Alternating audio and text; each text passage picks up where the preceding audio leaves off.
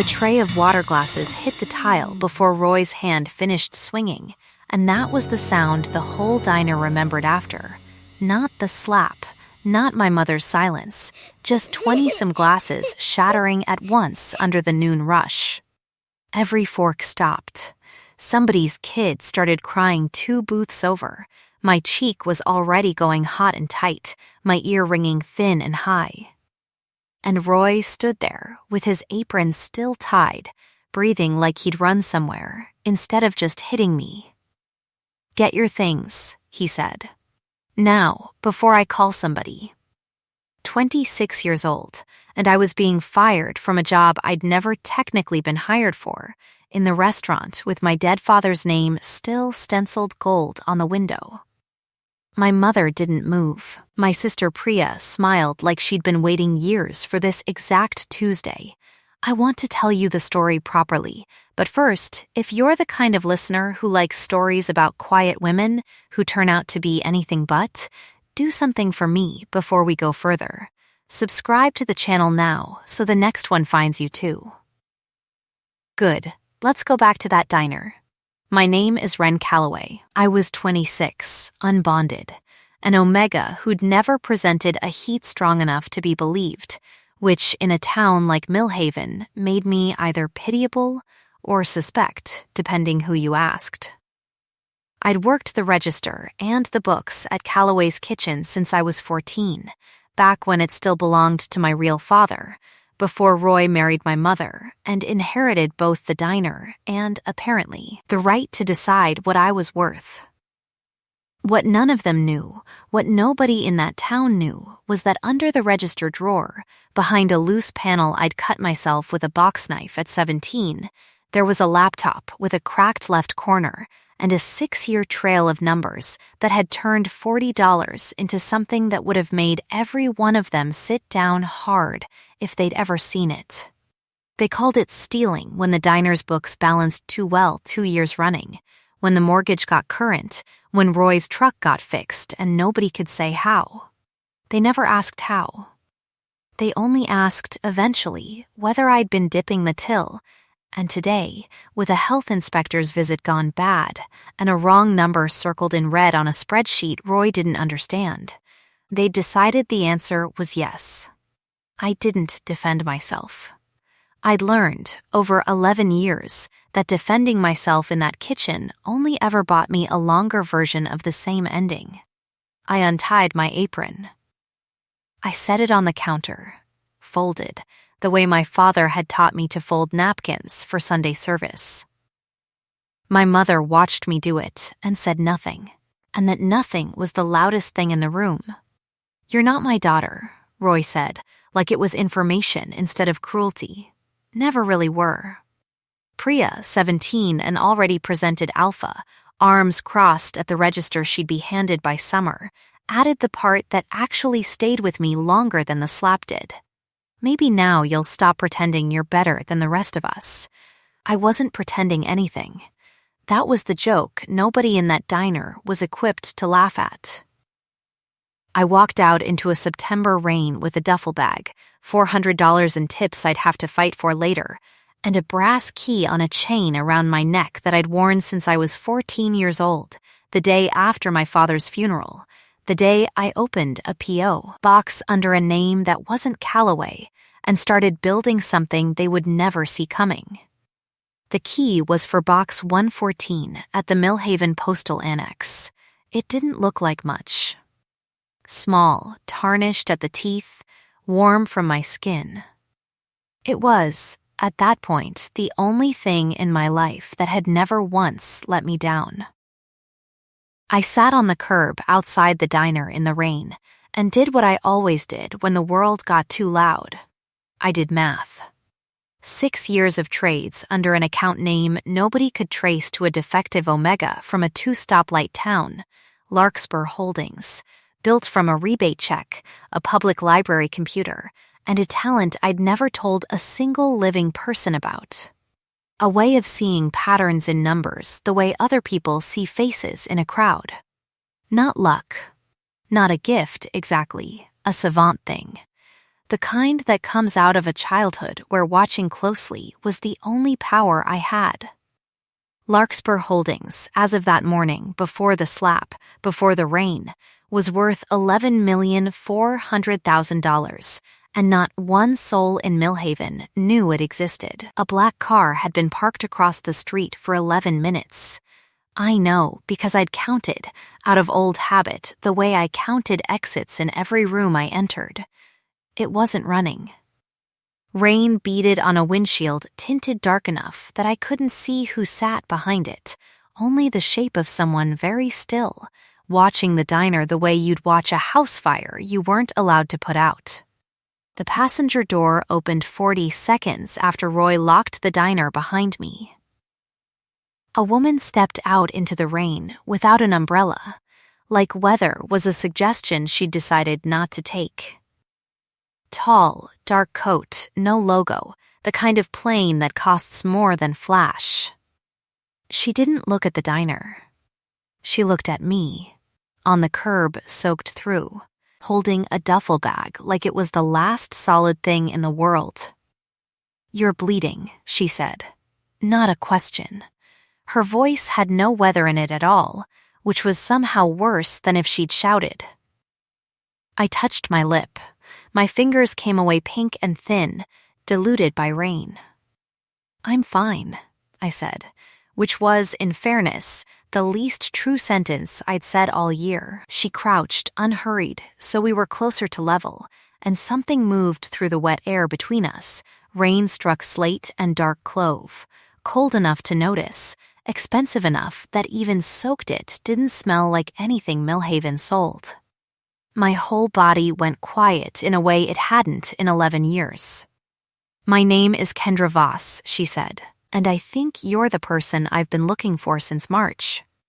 I had no idea, sitting on that curb with a split lip and a duffel bag, that the woman crouched in front of me ran an empire twice the size of the one I'd built in secret, that she had a nickname in 4 financial papers, that she had spent 5 months and considerable money trying to find an anonymous trader called Larkspur. I only knew that for the first time since my father died, someone was looking at me like I was the answer to something instead of the problem. "Looking for me," I said. "You don't know me." "I know your work," she said. "I've known your work for months. I only just found your face." Behind her, the diner door stayed locked. Inside, my mother had already turned the sign back to open. The rain kept coming down.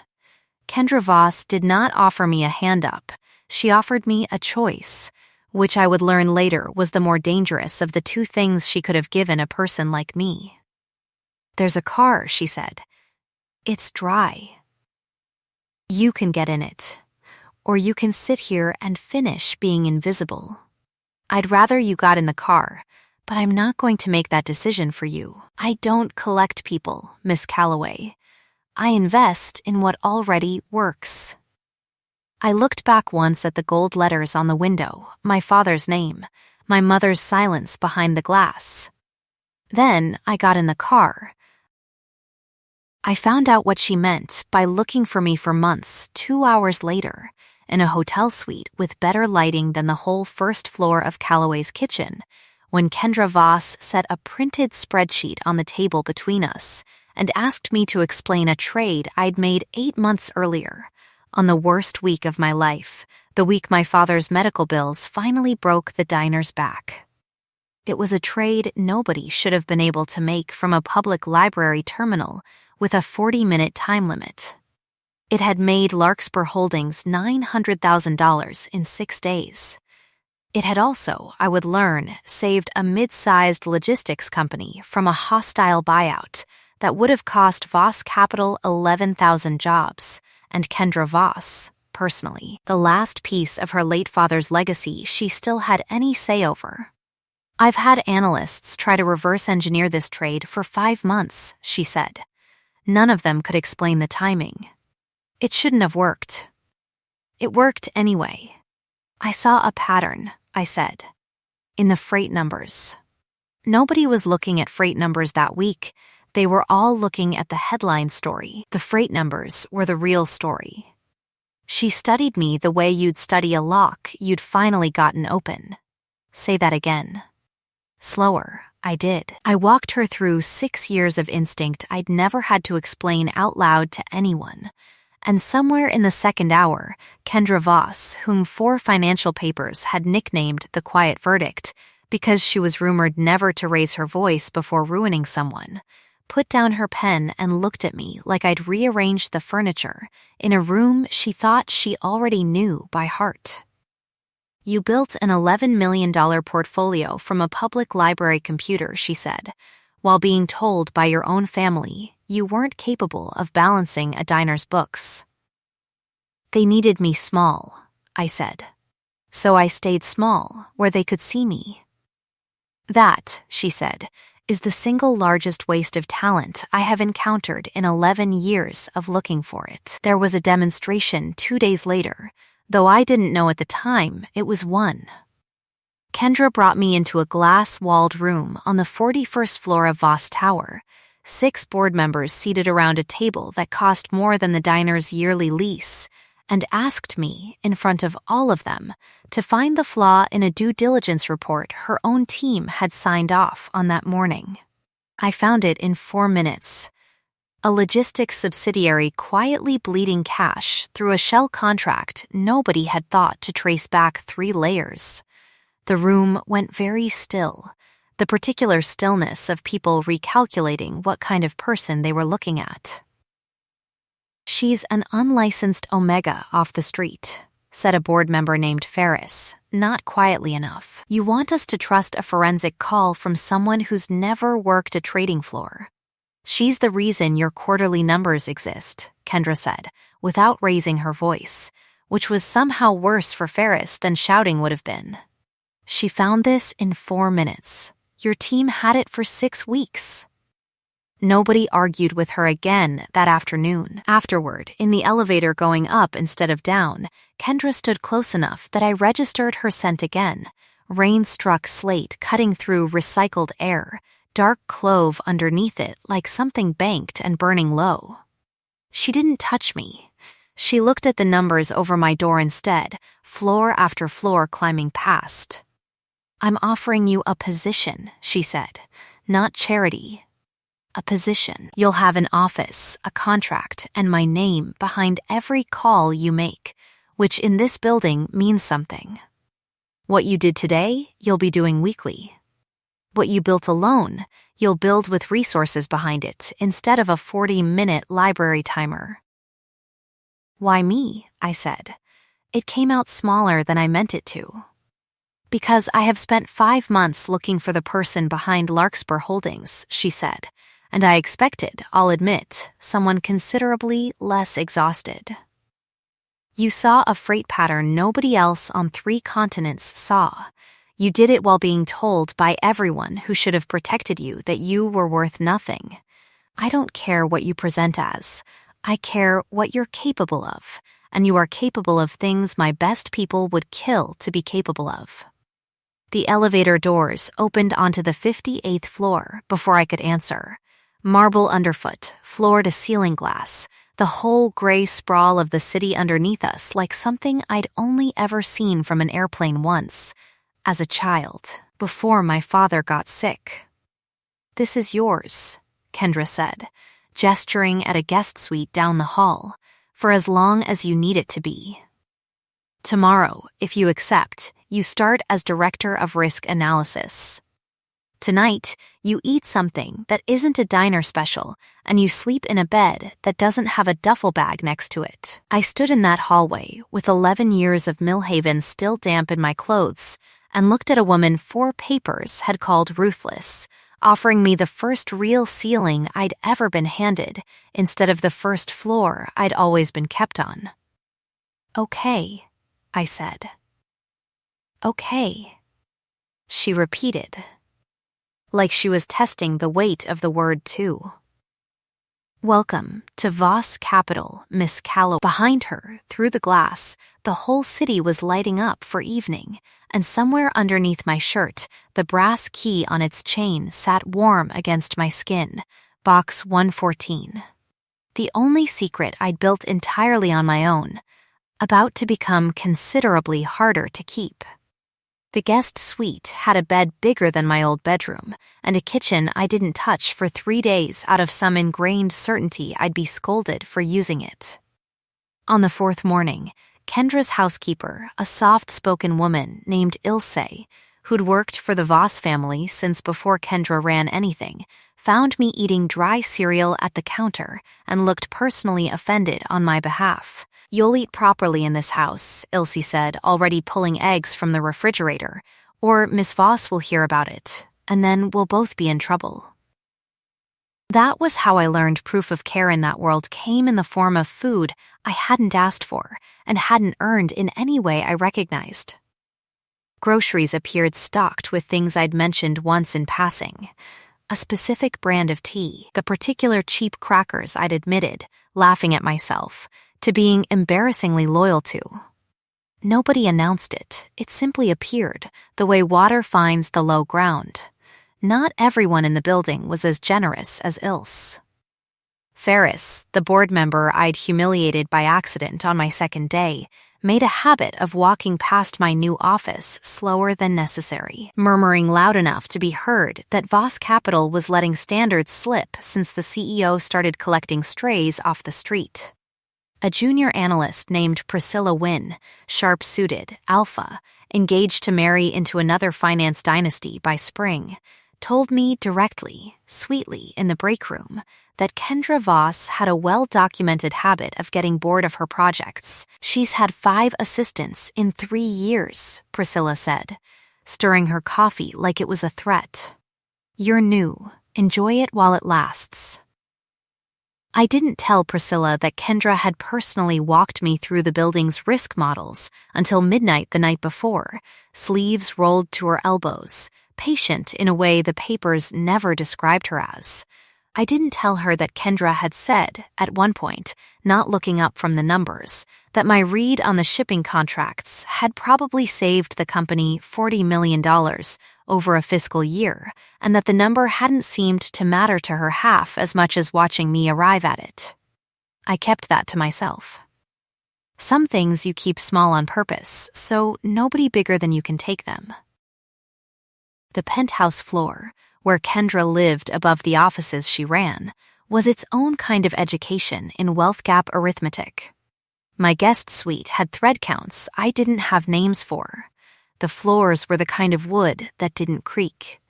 Security nodded at Kendra with something that read less like employment and more like deference. The specific, quiet respect you give someone who has never once needed to raise her voice to be obeyed. There were clues, if I'd known to look for them, about who exactly I was working for. A framed photograph in Kendra's office of a stern, silver-haired woman I'd later learn was her mother, Eleanor Voss, standing over a young Kendra with a hand on her shoulder that looked less like affection and more like grip. A locked drawer in the same office that Kendra's assistant, a man named Mateo Cruz built like a doorframe, watched me notice once and said nothing about, though something in his face closed like a fist. Mateo didn't trust me for the first 3 weeks. He'd worked for Kendra for 15 years, and he made it clear, in the economical way men like him make things clear, that he'd watched people try to get close to Voss money before, and none of them had done it out of kindness. "You don't know her," he told me once, in the elevator, the two of us alone, the way I know her. "Be careful what you think you're seeing." "I'm not trying to see anything," I said. "I'm trying to do my job." He studied me a long moment, the way a man studies a lock before deciding whether to trust it. "Keep it that way," he said, "and we won't have a problem." The first charged touch happened on a Tuesday, 3 weeks in, over a spreadsheet neither of us needed to be looking at together at 11 at night. Kendra reached across me to point at a column, and her hand landed briefly over mine on the desk, warm, steady, gone again in under 2 seconds. Neither of us mentioned it. Both of us noticed the temperature of the room change anyway. "You should go home," she said, meaning the guest suite 2 floors up, which had already started, quietly, without my permission, to feel like the word home. "You should too," I said. "It's your building. You could just walk up." Something almost like a smile moved across her face and didn't quite land. "I find it difficult to leave a problem unsolved." "Am I a problem?" "You," she said, "are the first thing in 11 months I haven't wanted to solve. I've wanted to understand you instead." It's an inconvenient distinction. I didn't know, that night, how large the distance between those two words would turn out to be, or how much it would cost both of us to close it. I only knew that when she finally left my doorway. The hallway smelled faintly of rain-struck slate long after she'd gone, and I stood there a full minute before I remembered how to breathe normally again. 4 days later, an envelope arrived on my desk with no return address, addressed not to Ren Calloway, Director of Risk Analysis, but to Larkspur, Box 114. Millhaven Postal Annex. Nobody at Voss Capital was supposed to know that name existed outside a locked drawer in Kendra's office and the 6 years I'd spent building it in the dark. I sat very still, the way you sit still when a floor you trusted turns out to have a trapdoor in it, and understood, all at once, that someone in this building had been looking for Larkspur too. And it wasn't only Kendra Voss. Inside the envelope was a single photograph. Me, at 14, standing outside the Millhaven Postal Annex, keys in hand, the day I opened Box 114. A day I had told no living person about. Underneath the photograph, in handwriting I didn't recognize. 4 words. "I know who you are." I brought the envelope to Kendra's office that evening, hands steadier than I felt, and set it on the desk between us the way she'd set that first spreadsheet between us weeks earlier. She went very still, reading it. Then she reached into her own locked drawer, the one Mateo had watched me notice, and pulled out a folder 6 months thick, surveillance photos and shipping manifests, and a name circled in red ink so many times the paper had worn through. "I need to tell you something," Kendra said, "that I should have told you the day I found you on that curb." The room had gone very quiet, the particular quiet that comes right before a floor gives way.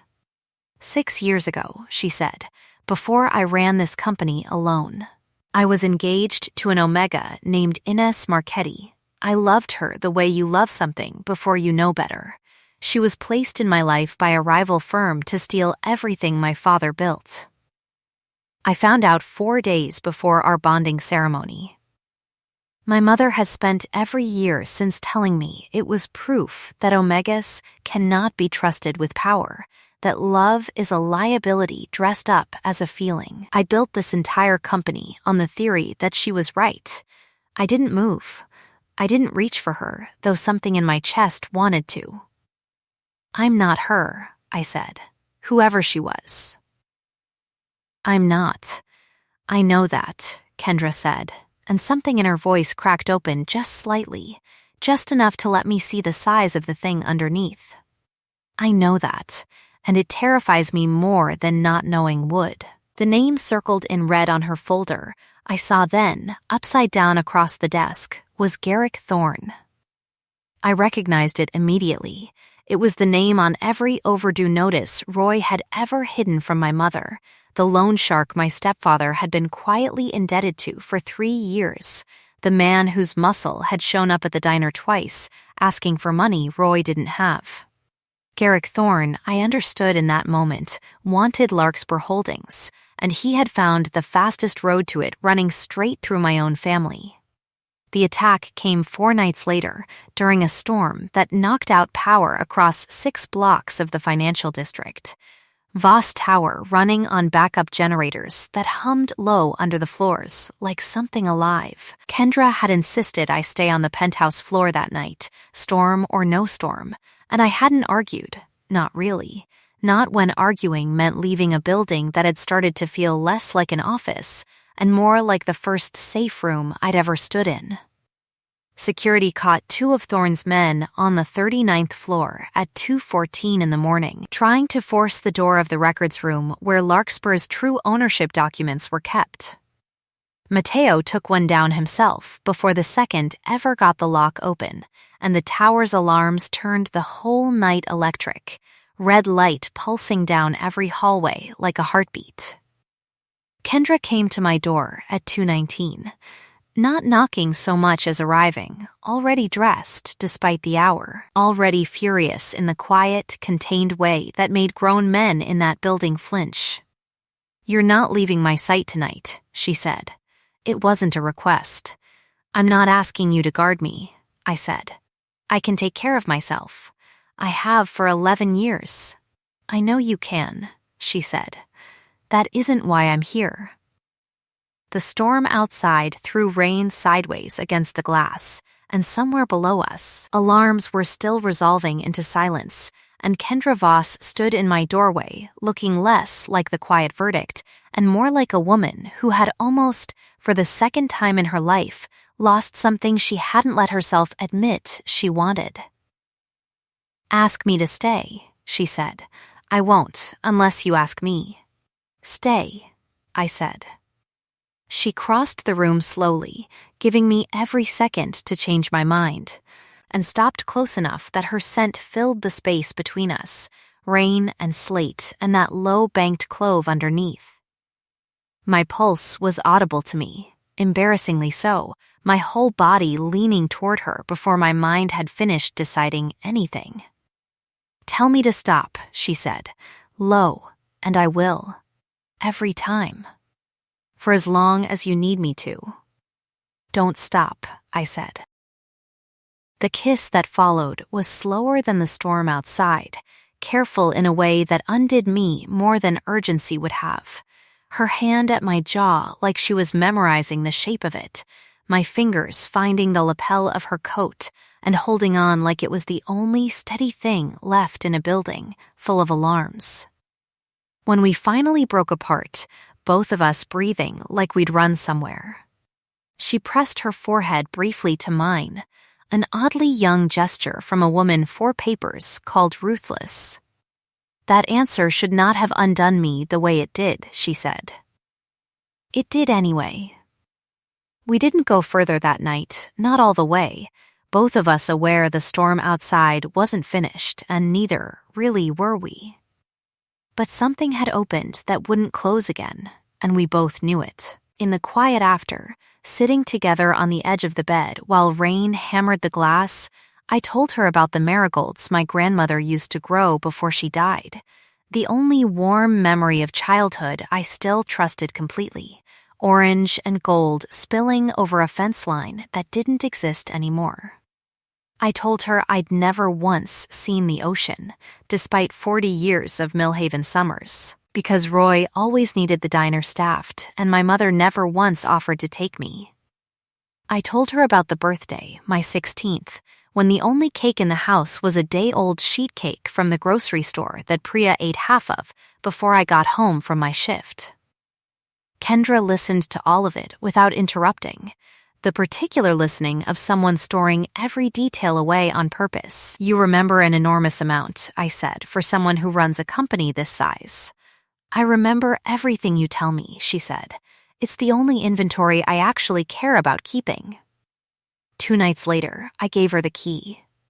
Box 114, 6 years of secrecy on a chain I hadn't taken off since I was 14. I set it in her palm and closed her fingers over it and told her the postal annex address. The alias, the whole architecture of the thing I'd built alone, because I'd never once believed anyone would let me build it any other way. "I'm trusting you with the only thing that was ever entirely mine," I said. "I know what this cost you," Kendra said, turning the key over once in her hand before pressing it back into mine, closed, unwilling to keep it. "I don't want to hold it. I want to be someone you keep it for anyway." The scars came out slowly after that, the way scars do when somebody finally makes it safe to show them. Kendra told me about her mother's doctrine in full, the cold arithmetic Eleanor Voss had raised her on, that weakness wore the face of anyone you loved more than you loved your own survival. She told me about the 4 days before her bonding ceremony to Ines, finding out from her own security team instead of from Ines herself, the particular grief of loving someone who had never existed the way you thought she did. My mother said it proved her right, Kendra said, that I'd let myself want something, and wanting nearly cost me the company my father built from nothing.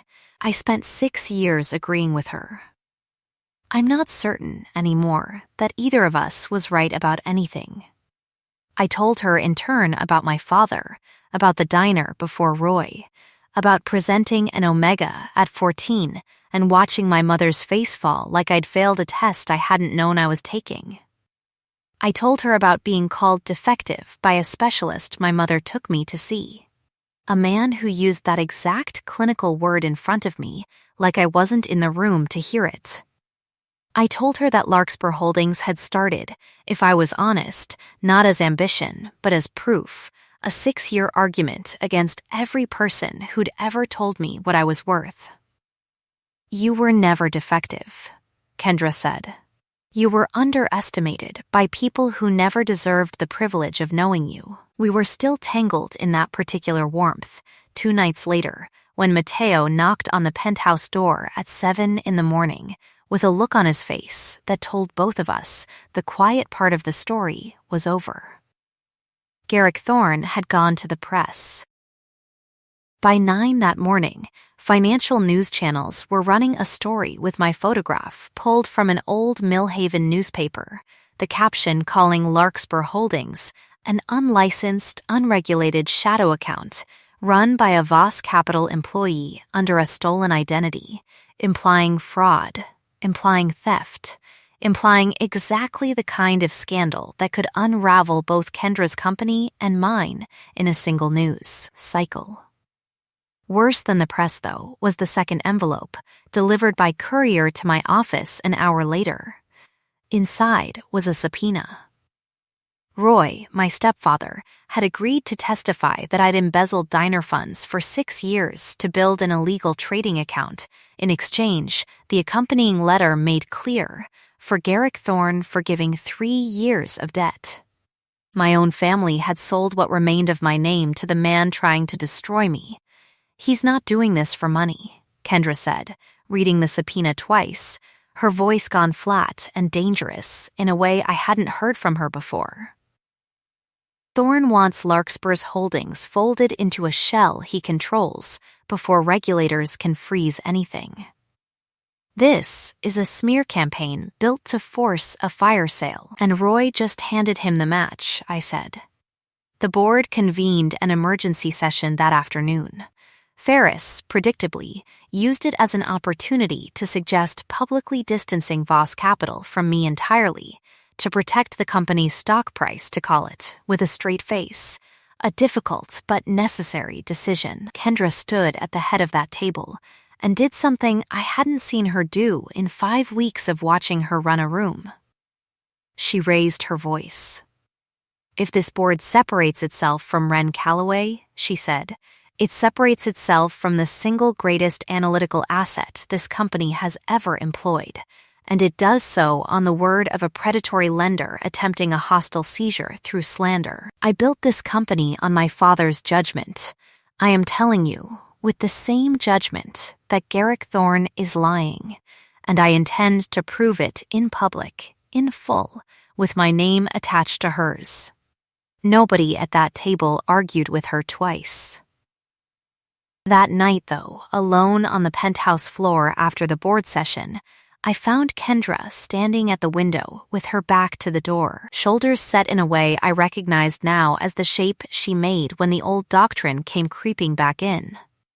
If you need to step back, I said quietly, to protect the company, I would understand. She turned. Something raw moved across her face before she caught it.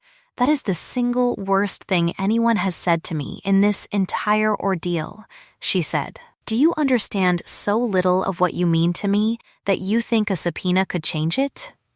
I think you loved someone once who turned out to be exactly what everyone warned you about, I said. I think it's possible some part of you is waiting for me to become her.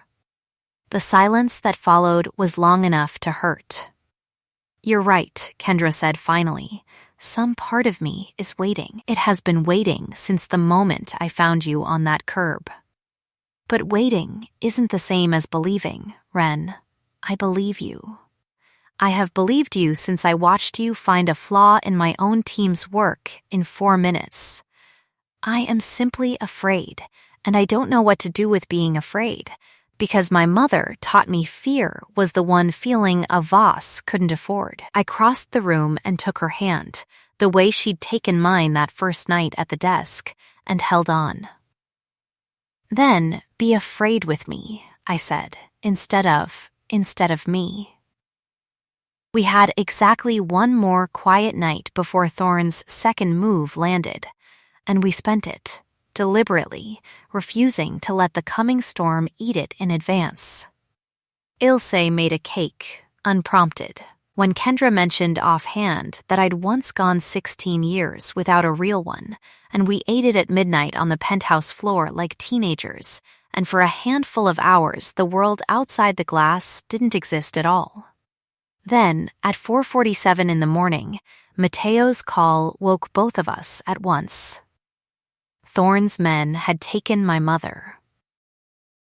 Not because Denise Calloway meant anything to Garrick Thorn, but because she was the softest lever left to pull, and Thorn, I would learn in the coming hours, had run out of patience for subtler ones.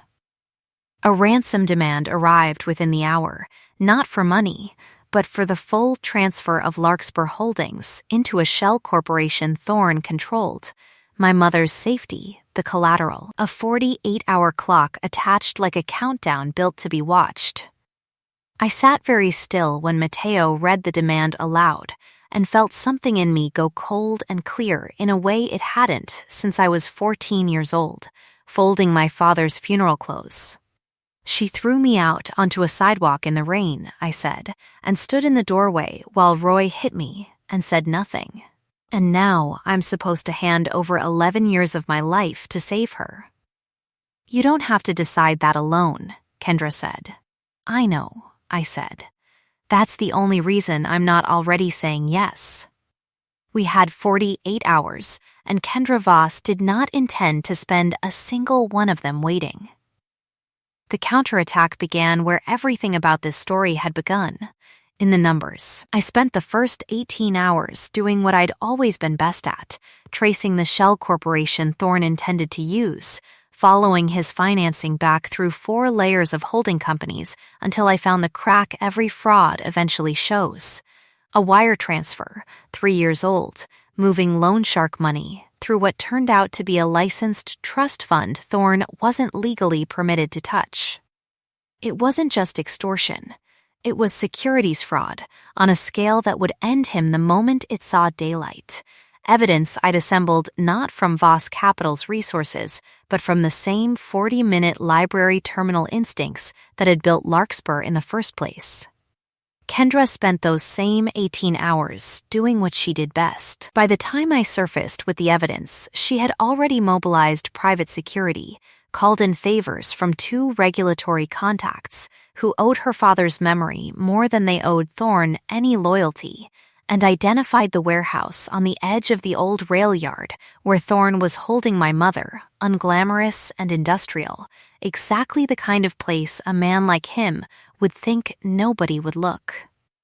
You don't have to come, Mateo told me, checking his weapon with the flat efficiency of a man who'd done this before. There's no version of this that needs you in that building. She's my mother, I said. I know exactly what she is and isn't to me. I'm still going. Kendra didn't try to stop me. She only made me promise one thing. Her hands steady on my shoulders, her scent sharp with something I recognized now as fear held on a very short leash. Stay behind me, she said. Not because I don't trust what you can do, because I have already lost one person I loved to a warehouse full of men who thought threats were leverage, and I am not doing it twice. Okay, I said. Stay behind you. The warehouse, when we reached it at 11:03 that night, smelled like rust and diesel, and underneath it, my mother's fear, sour and unmistakable even from the doorway. Thorne stood at the center of it in a coat too expensive for the setting, flanked by 4 men, my mother's zip tied to a folding chair behind him, mascara run halfway down her face. The famous Larkspur, Thorne said, when he saw me, something almost admiring in his voice, the particular respect predators give prey that's proven harder to catch than expected. Do you have any idea what you're worth, little accountant? 11 million and change, and your own family sold you for 3 years of unpaid interest. I know exactly what I'm worth, I said. I built it myself, in the dark, without a single person in that warehouse or that diner ever helping me. You're not going to take it. Thorne's smile thinned. I have your mother. You have a woman who watched her husband hit me and said nothing, I said. I would like her back anyway. That's not weakness. That's the difference between you and me. What happened next moved fast, the way real danger always does, faster than the words let you feel at the time. One of Thorne's men reached for my mother's chair as leverage, and Kendra moved before I'd finished registering the threat, putting herself between the man and the chair, taking a blow meant for my mother across the shoulder that dropped her to one knee with a sound that stopped my heart cold. Kendra, I'm fine, she said, already rising, already between danger and the people she'd come to protect, blood at her temple from where she'd hit the concrete. Finish it. I held up the folder, the wire transfers, the licensed trust fund Thorne had drained illegally, and watched his face change as he understood, in real time, that the leverage had flipped entirely while he was busy congratulating himself. Regulators already have copies, I said, sent an hour ago, timed release, whether we walked out of here or not. You're not walking away from this with $11 million. You're walking away from this in handcuffs, if you're lucky enough that it's only handcuffs. Security breached the far door 30 seconds later. Mateo first through it, and Thorne's men scattered fast enough to make clear how little loyalty money like his actually bought. Thorne himself didn't run. He stood very still, calculating, the way men like him always do, right up until the numbers stop working in their favor. Kendra reached him first, blood still at her temple, and for one long second I watched something in her go still and terrible, the exact shape of a woman capable of ending a man's whole life and meaning it. Kendra, I said. Stop. He's not worth what it would cost you. She looked at me, and something in her face broke open, the fury draining into something more human, more tired, more hers. Okay, she said. For you. Not for him. She stepped back and let security take him instead, and Garrick Thorne was led out of that warehouse in restraints, already talking, already trying to bargain, already too late. My mother, once untied, didn't reach for me first.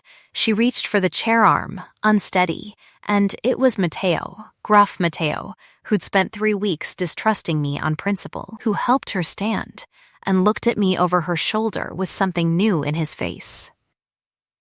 15 years I've worked for that woman, he said quietly, nodding toward Kendra, wiping blood from her temple with her own sleeve and refusing help. I have never once seen her run into a building for anyone. She ran into this one for you before she even checked whether it was you inside. The press conference happened 6 days later, on the steps of the regulatory building downtown, cameras from every outlet that had run Thorne's smear a week earlier, now hungry for the correction. Kendra stood at the podium with me beside her, not behind her.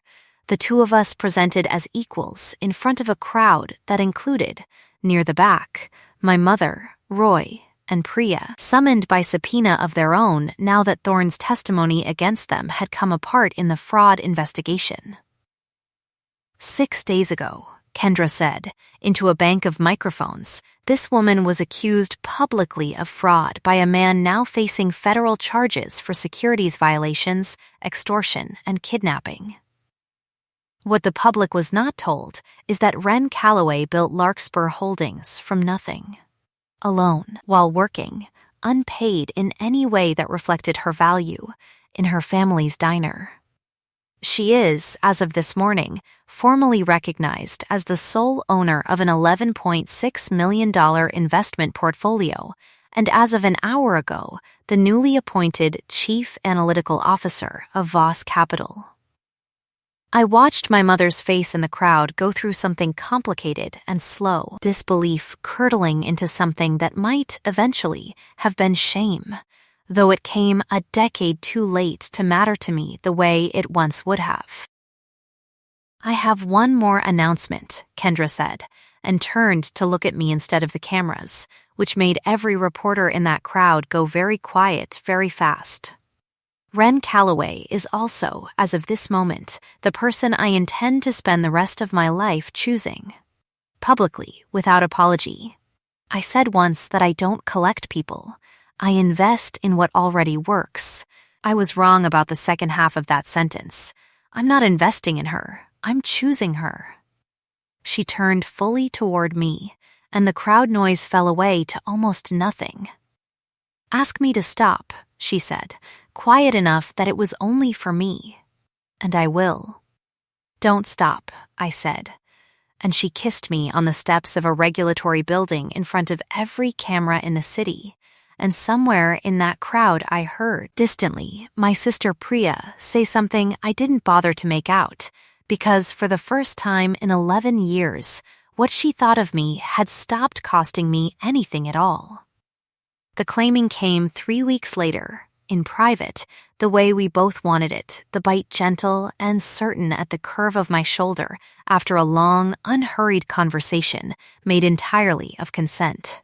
Tell me you want this, Kendra said, her mouth at my throat, her whole body carefully, deliberately still. I want this, I said. I've wanted this since the curb. Say stop, and I will. Don't stop, I said. And she didn't, and the bond that opened between us afterward felt less like being claimed and more like finally being fully, entirely seen. A warmth settling into my chest that had nothing to do with heat and everything to do with 6 years of being alone finally coming to an end. Garrick Thorne was sentenced 11 months later to 19 years for securities fraud, extortion, and kidnapping. His assets liquidated. The trust fund he'd drained restored in full to its rightful holders. Roy's debts, no longer forgivable by a man in federal custody, came due all at once, and Calloway's kitchen closed within the year, the building sold to cover what remained. My mother wrote me a letter I read once and did not answer. Priya's engagement, tied by her fiancé's family to Thorne's financial network, dissolved within the month, and the golden future she'd been so certain would outshine mine simply, quietly, did not arrive. I did not celebrate any of it.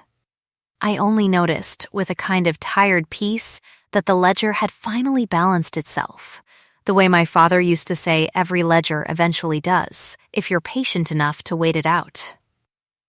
6 months after the warehouse, Kendra took me to the ocean. I had never seen it. 40 years of Millhaven summers, and not once had anyone thought it worth the drive. Kendra had remembered, the way she remembered everything I told her, filed away and paid back at exactly the right moment.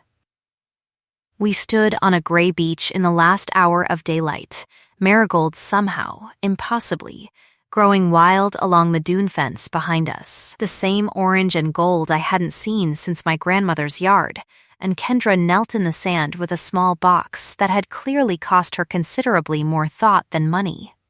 I told you once I invest in what already works, she said. I want to spend the rest of my life proving that isn't the whole reason anymore. Marry me, Wren. Choose me the way I've chosen you. Yes, I said, before she'd finished the question, and the ocean I'd waited 26 years to see went on rolling in behind her, indifferent and enormous, and for the first time in my life, entirely mine to keep. We were bonded properly the following spring, in a ceremony held not in a ballroom but in the garden behind the penthouse, marigolds planted in beds along every wall by Kendra's own hand, a detail she'd insisted on doing herself. Mateo stood as witness and said, in front of everyone, that in 15 years he had never once seen Kendra Voss wait for anyone, and that he had watched her wait, gladly, for me. Ilse cried through the entire ceremony and denied it afterward. My father's chair, the old one from the diner, salvaged before the sale and refinished by hand, sat at the head of the table at the reception. Empty, honored, exactly where it belonged. The key to box 1114 hangs now in a frame in our shared office, beside the first dollar Larkspur Holdings ever earned, both of them closed chapters, both of them proof of something I no longer have to hide.